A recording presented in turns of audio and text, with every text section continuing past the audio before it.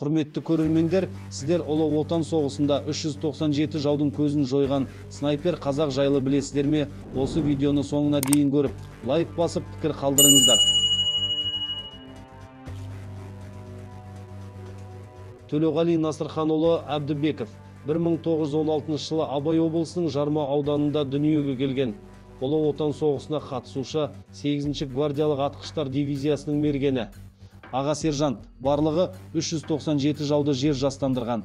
2022 жылы 6 мамырда Қазақстан Республикасының халық қаһарманы атағын алған. Төлеуғали аңшылықпен айналысқан, оның мергендігіне өзге аңшылар мен ауыл ақсақалдары таңдай қағатын. 1942 жылы мамырда Шымкент облысының жаңадан жасақталған сарбаздар тобымен Төлеуғали Калинин майданына келіп жетті. Мергендер қатарына алынды. Арнаға жазылуды ұмытпаңыздар достар.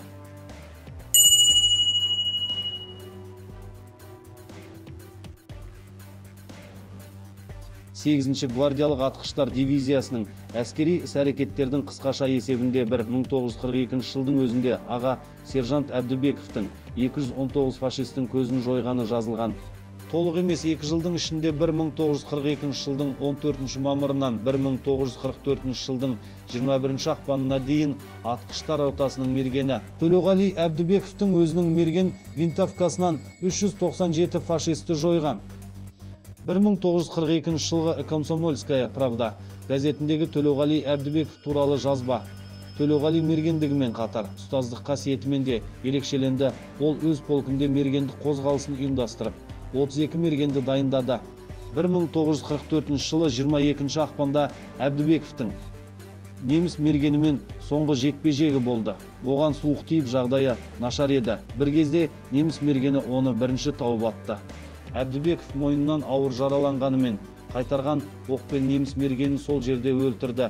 Бұл оның жойған соңғы жауы болды. 23 ақпанда Әбдібеков 6-шы дәрігерлік санитарлық батальонда алған жарақатынан қаза тауып, Калинин облысы, Новосокольники ауданы Насва станциясының солтүстік шығысында осыдан тура 1 ай бұрын қайтыс болған досы Григорий Постольниковтың жанына жерленді. Қазіргі Псков облысы. Соғыстан кейін Псков облысының Монаково ауылындағы бауырлас әскери зиратына қайта жерленді.